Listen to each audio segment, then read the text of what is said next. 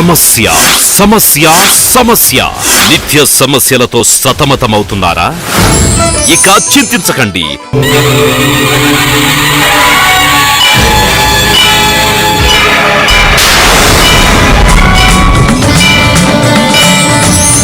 శ్రీ వెంకటేశ్వర స్వామి జ్యోతిష్యాలయం international astrologer మరియు వంశపారంపర్య జ్యోతిష్యులు అయిన గత 5 సంవత్సరాలుగా మన నంద్యాల పట్టణంలో శ్రీ శ్రీనివాస్ సిద్ధాంతి గారు స్థిరంగా ఉంటున్నారు.